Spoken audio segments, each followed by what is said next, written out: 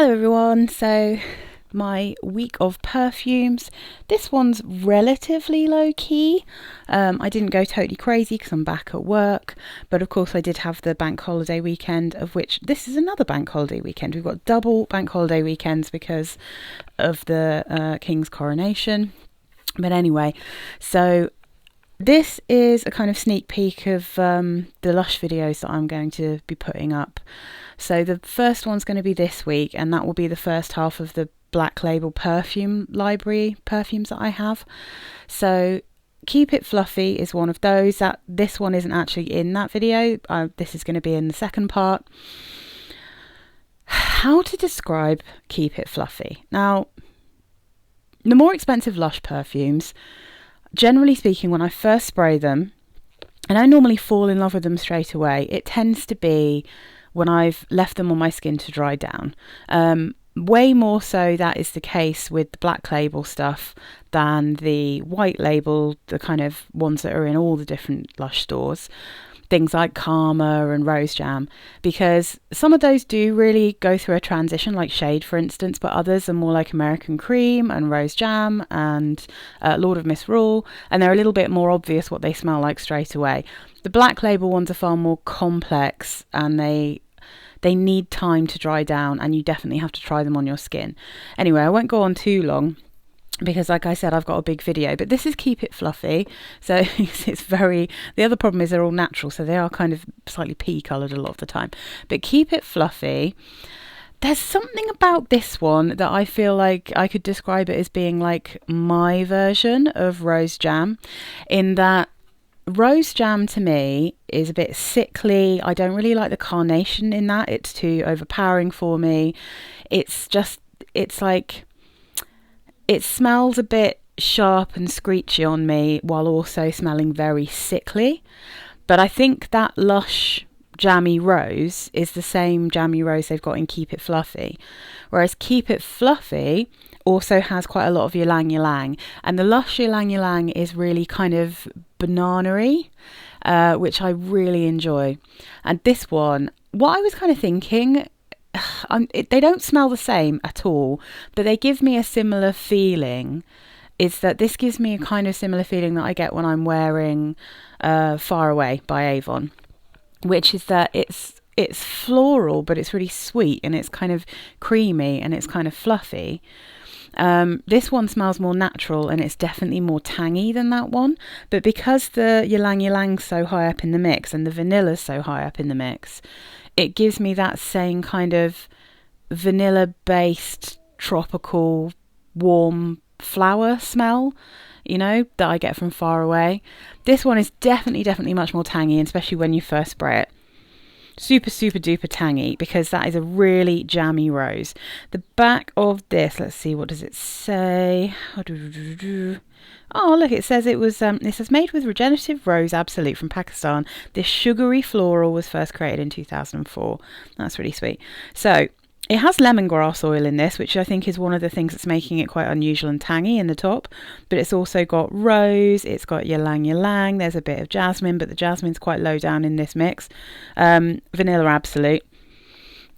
So it has a really creamy, pretty ylang ylang and rose dry down, this one. But it's one of their, I think Keep It Fluffy might be £85 for 100ml. Very annoyingly, you can't get these anymore in the 30ml bottles, which is super annoying because it means you have to really invest. But if you go to one of the big Lush stores where they have their perfume library stuff, then you can, test it on your skin, see if it's actually worth it. Also, I nearly always buy these on eBay. I very rarely have bought any of the Black Label stuff from actual Lush. Nearly all of these are from eBay. So the notes on Fragrantica say ylang ylang, rose, musk, vanilla, jasmine and orris root. And if I do the votes, I imagine it will be the same as how I feel about it. Yeah, ylang ylang's at the top here. I'll talk more about this one when I actually do my video, but I like wearing that one. I think it's delicious. It's quite a nice one to have on when Far Away is becoming a little bit too sweet and like wintry for me, because although that's a relatively light perfume, it's very sweet. Okay, so then a really pretty very easy to wear, straightforward, quite basic rose scent. Let me just put that there for now. This is Incanto Bloom by Salvatore Ferragamo. This is the 2014 version. I mean, as far as I can tell, they're probably both smell the same, but they're in different bottles from the original one. So the notes here are top notes of freesia and grapefruit blossom. Middle notes tea rose, raspberry and champaca, which is like a citrusy floral. Base notes of cashmere wood and musk. It's like, it is a really nice level of kind of sweet and dry and sharp going on here. So it's a really easy to wear rose. I think it's in the same way that I talked about Fleur Fatale last week. This one is a bit like that kind of easy to wear rose. It's not too dry. It's not too sharp. It's not too sweet.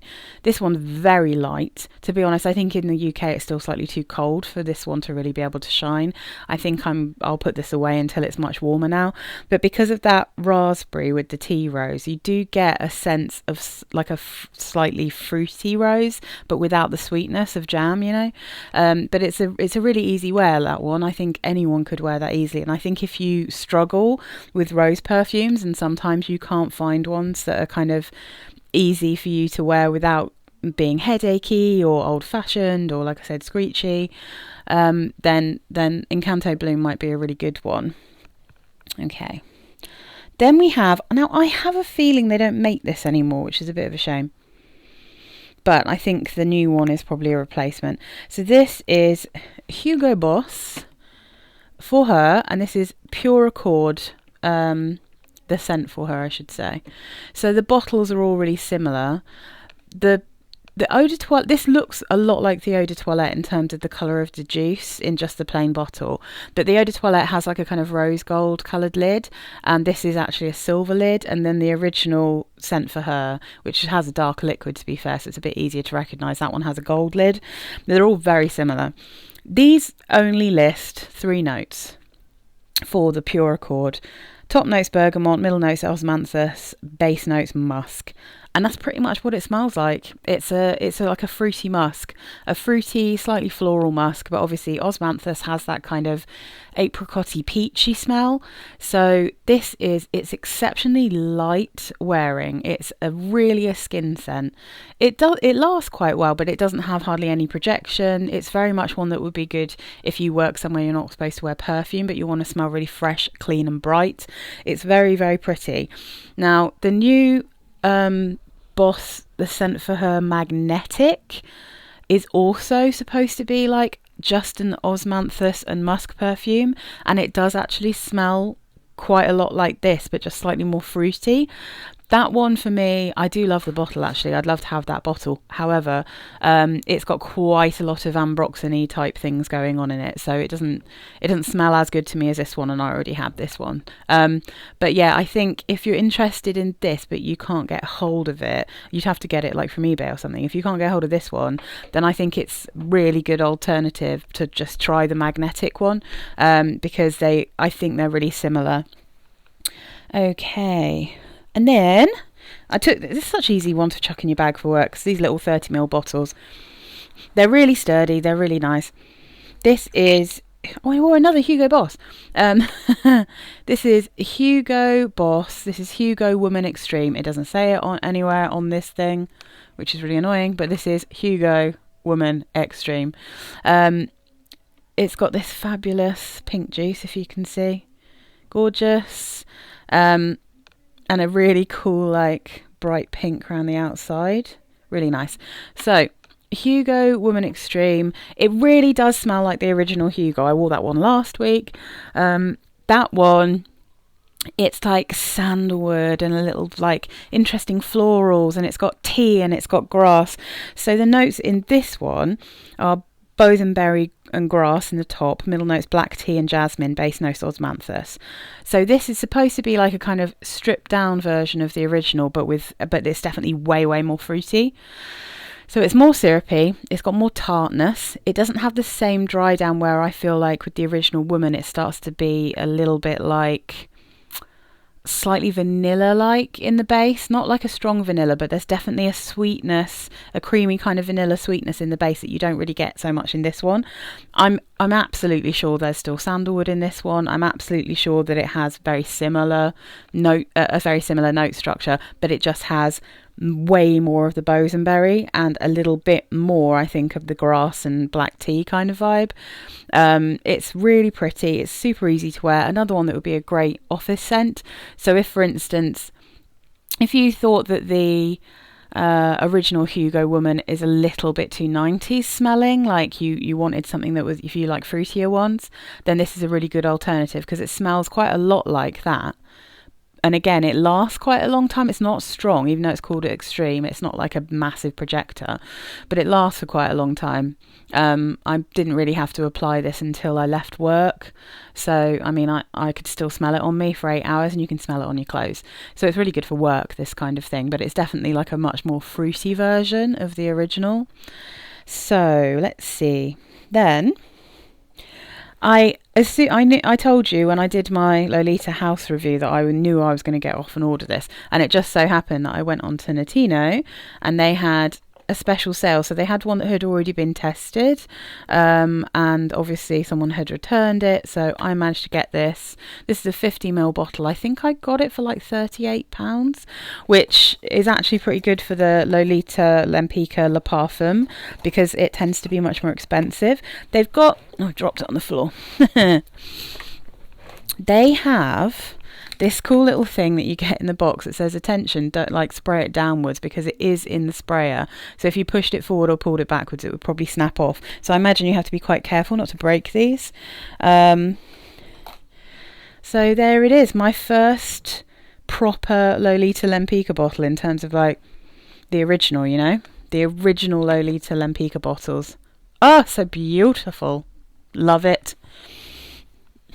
The notes in the original, or at least, that's not true. The notes in the original are different, or at least they're listed differently, but they smell pretty similar, so I imagine they're actually the same, and they've only given these set of notes. Le Parfum, which is the 2021 version of the original Lolita Lempicka, this has notes of, top notes of cherry and anise, middle notes of violet and orris root, so that's like iris, base notes of licorice, white musk and tonka bean. You get way more licorice and anise in this than you do in the Mon Premier, and that's what's so magical about it. It also has a musk in it that is so yummy and really sexy. A slight animalic vibe, but not in a dirty way. It's just slightly filthy, but in a good way. I don't know if that makes any sense.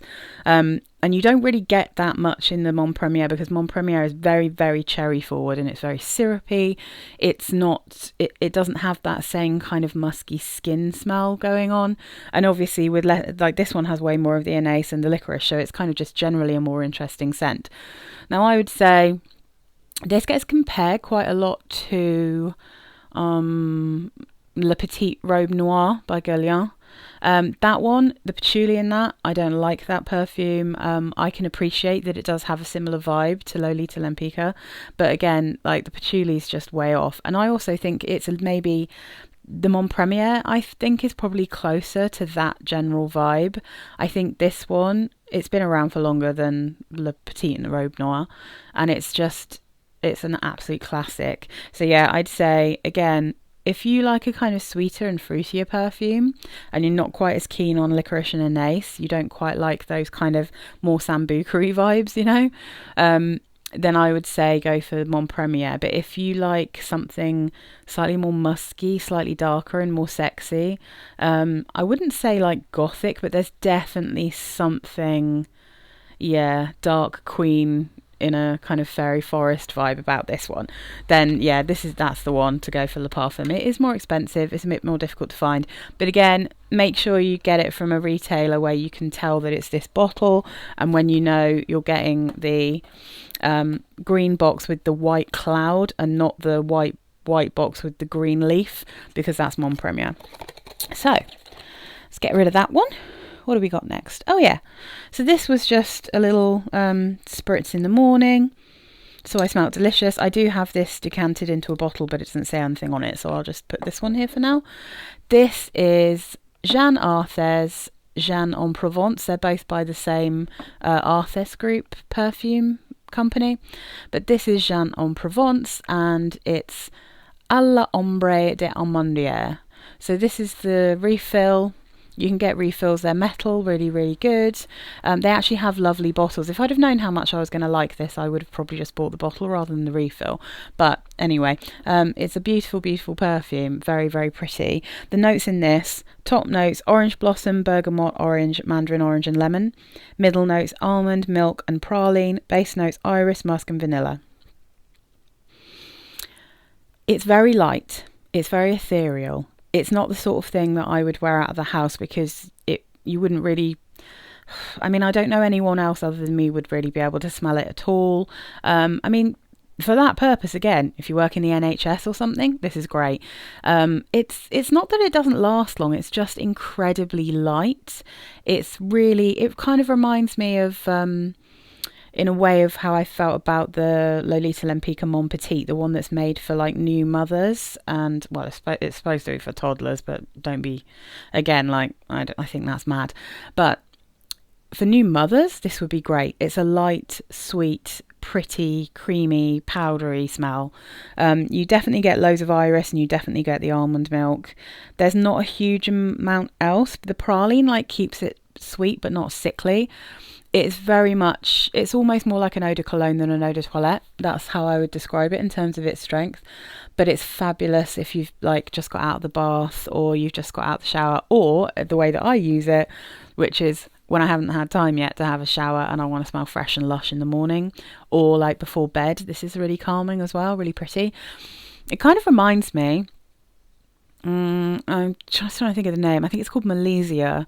I got some bath milk for my husband a while back that was just, I think it was just called milk, but it was definitely like a slightly flowery almond smell, powdery almond floral smell. And the way he smelt when he gets out of that bath is kind of what this smells like. So yeah, this is just, it's a really pretty, light, easy perfume. But it's, yeah, again, it's not really one I'd wear outside just because it's so light. Now, I love this perfume. I haven't worn it for ages because I've been waiting for the weather to warm up, because this is another one that's not very strong. But it's so beautiful. This is Forever by Agatha Ruiz de la Prada. Really weird bottle, quite annoying to store. If you get the bigger versions of these though, they will like stand up on an angle. You can put them on angles, but this one doesn't do that. It's too small. It doesn't balance itself out. But oh my god, this perfume is so good. This is a tea perfume. It is a fabulous tea perfume, and I would say, if you like Still by Jennifer Lopez, I think the chances are you're going to love this one. I think if you like... yeah, I mean, realistically, if you like Elizabeth Arden green tea, if you like white tea, if you like any of those kind of classic, easy to wear, spa fresh tea perfumes, you're going to love Forever. You're just going to love it. If you wanted to like Still, but you found it a bit too sharp, maybe a bit too screechy, and I think at certain times of year that one definitely is sharper. There's quite a kind of astringent note going on there, and there's a slight bitterness because that one sort of it smells more like a kind of tea that's been brewed at a high temperature. The good thing about Forever is it has the same kind of vibe as Still, but it's a bit more playful, it's a bit sweeter, and the tea in it is more like a kind of brewed at kind of 70 degrees, you know, it doesn't have that same sort of bitter tanning. And even though there's yuzu at the top of this, it's not, as soon as it dries down, it doesn't stay citrusy in a sharp way. So this absolute beauty. The notes in this are top notes of yuzu and tea. Middle notes are wildflowers, magnolia, ginger and pink pepper. The base notes are musk, hinoki wood, cedar and amber. The hinoki wood gives us like a really beautiful but unusual scent. And the wildflowers, I'd say there's definitely some jasmine in here. I wouldn't necessarily be able to pull other things out. The ginger in this is sweet and beautiful. And the pepper, I think, warms it up a bit. But it's like a less serious version of Still. Still is like really quite grown up. It's easy to wear and it's light, but it's also long lasting. It smells very chic and professional. This one is like a soft kind of alternative to Still. I absolutely love it. I don't think they smell like the same perfume. I think they just give me the same kind of calm feeling. Oh gosh, I already can't wait to wear it again. I was so tempted to wear it again this week, but I had so many other things I wanted to wear. So anyway, that's a Floravar. And then, let's see. Oh yes. And again, like, I was just on a Lush kick, so I told you when I bought this, I knew that I was going to want to wear American Cream all the time. So this is American Cream by Lush. American Cream it does smell like Lush. It smells, they used to do a bubble bar that we used to buy quite a lot. I used to often get it for my husband because he loves a bubble bath. And the bubble bars and I mean, they can be quite expensive. Lush can be quite expensive, right? The bath bombs are really expensive because you only get to use them once. Bath bombs, bubble bars, you get to use a bit more than that. You can kind of, get like 3 baths out of one small bubble bar. They used to do a pink one, and it was one of their cheapest bubble bars. I think it might have been their cheapest bubble bar, and it just smelled so much like this. It's proper Lush smell. So ignore everything on Fragrantica. I don't think there's any strawberry in this. I don't think it smells like a strawberry milkshake. I think the notes are way off on Fragrantica. This is violet, lavender, iris, vanilla, some like aromatic herbs, and then it's got a really heavy tonka dry down that's really sugary. So it's like candied violets, candied rose, candied iris, and then like fondant icing. It's got some ylang ylang in it as well, which I think probably helps to make it creamy, and it gives it that slight banana candy vibe, which I am very fond of. But yeah, I think generally speaking, it's not a strawberry milkshake, and I think it's a bit misleading sometimes to pretend it is. But I'm addicted to it. It's delicious. The dry down is absolutely scrumptious. I would happily wear that one every week as well. I won't because I've got so many other things, but yeah. Now we are going to move on to a few samples. So let me line up my thingy. I had a Avon representative getting all salty on one of my Avon videos because I don't like them, and I suggested that they smelt cheap. Now, as I, if you watch me, you know I love Far Away. I also think that the older Avon perfumes, the ones that have been around since like the 90s, early 2000s, I think those are still pretty good perfumes. I do not like the modern Avon perfumes. I keep trying them and I don't like them, and I'll tell you for why. They have exactly the same kind of aroma chemicals in them that I don't like. So they either have the screechy musk, or they have the other thing, which I now think must be musk, the thing I think smells like tar. So that burnt rubber woody smell. Now, the reason I think that smells like musk is because of another one I'm going to talk about. But first, I'm going to tell you because I thought I'm going to try these new ones. These are so small, there's no way you're going to be able to see. I don't think you'll be able to see what they say. This says Far Away Endless Sun. You might be able to see it on here, I don't know. But anyway, so Endless Sun. Let me put that there. Endless Sun is top notes of peach and tangerine, middle notes poppy, base notes amber and vanilla. This one, it doesn't smell anything like the original Far Away. It's in a really cool like orange bottle, so it looks really cool. I don't like it. It's got real Avon, modern Avon DNA. It smells like an Avon perfume. You can tell straight away. It's got like a fuzzy peach shampoo-y smell. But then it's got that smell, that kind of screechy, musky and tar-like smell, which I'm sure is just now a modern musk. Like, it's a certain type of musk that's used in a lot of newer perfumes that must be very fashionable. It's probably the same thing that other people refer to, like in the Montal perfumes that are like, I've heard Sarah Mace, for instance, call it a metallic musk that she doesn't like. I get it in all the Lacoste stuff. And I just sort of realised the only thing that's in every single one of the perfumes that I find either tar-like or incredibly screechy is musk. It's the one note that kind of links those all together. So this one, don't like it, but it's like, it's sunshiny and it's fruity, and it reminds me of like the Escada perfumes. It reminds me a bit of Jennifer Lopez Live Luxe and all that kind of thing.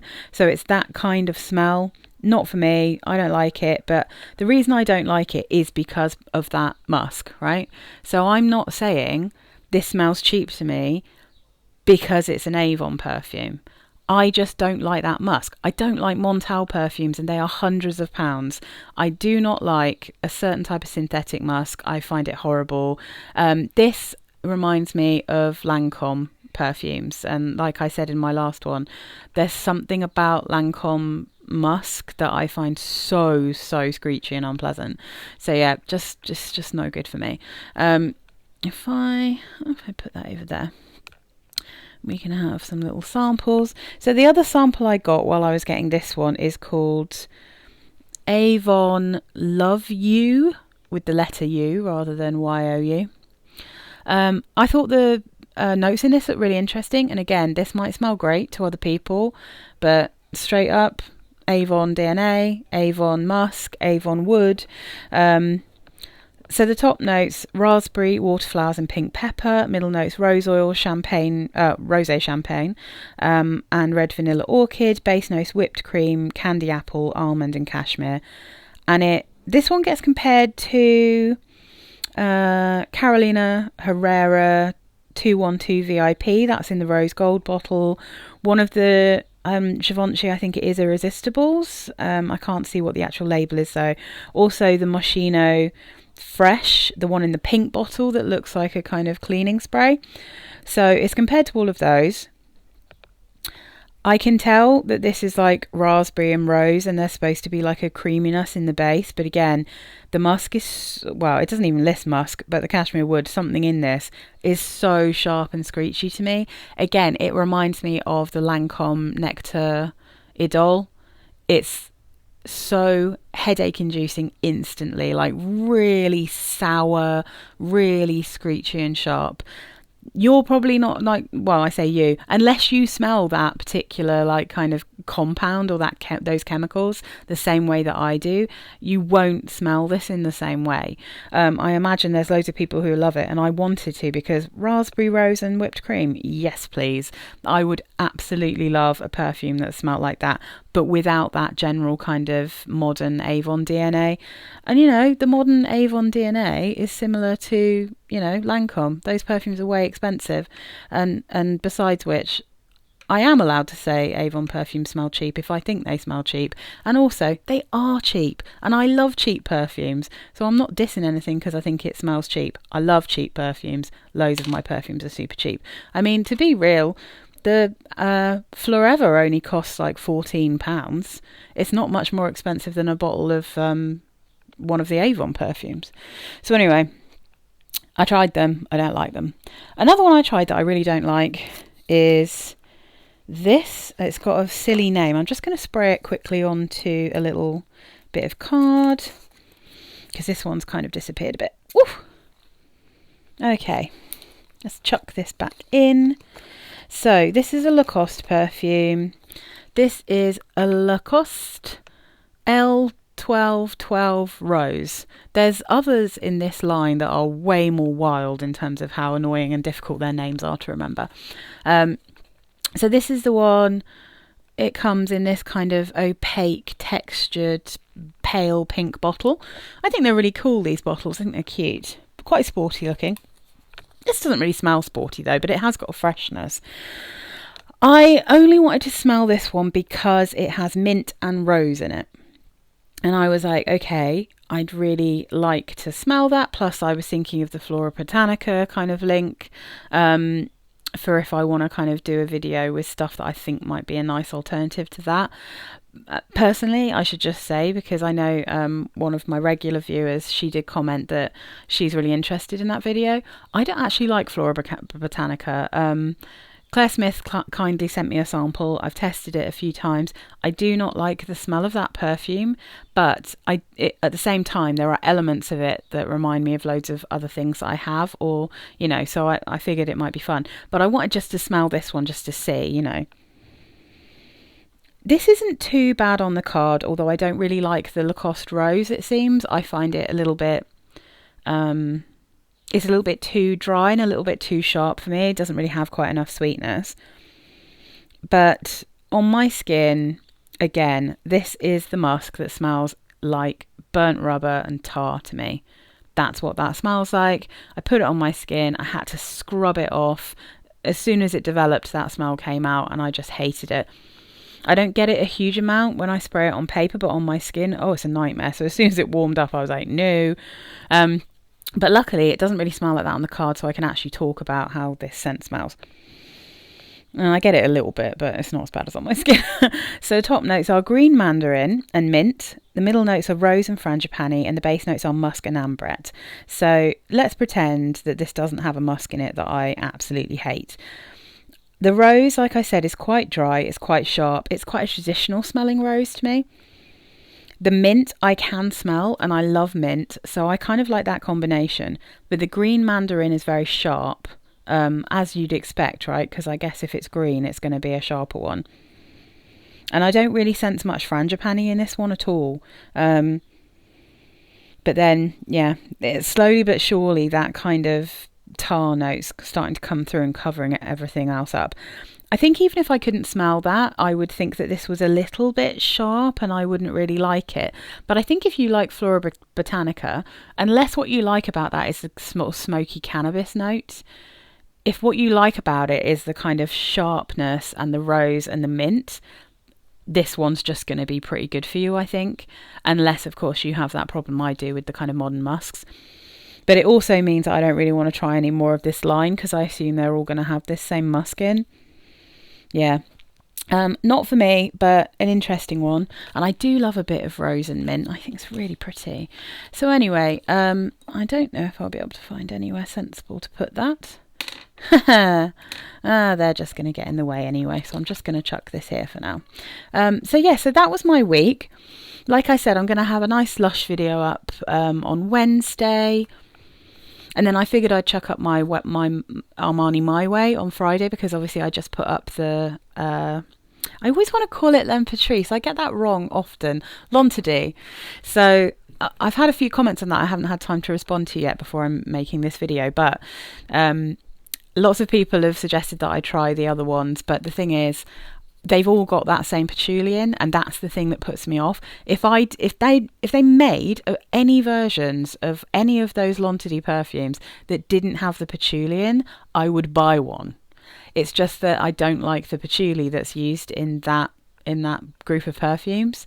I would definitely have the Rouge one. 100% I would have the Rouge one, and I would try the other versions, except for the jasmine, because obviously I don't like jasmine, so let's not add more jasmine in to ruin a beautiful tuberose. But there's not really much point in me even paying for the samples of those, because I know after smelling the first 3 samples that patchouli is the same patchouli in all 3 perfumes, so it's definitely going to be the same in the other ones, if not stronger. So yeah, I mean, I hope that it was a helpful video anyway, because I think they're gorgeous perfumes. I really do think they're beautiful, but yeah, unfortunately they're not ones that I can wear. The same with like Lord of Misrule from Lush. I love that perfume. I love Karma. Can't wear them because of the patchouli, but I still think they're amazing. So yeah, that's my week. Tell me what you guys have been wearing down below, and I hope you have a lovely, if you're in the UK, a lovely bank holiday weekend.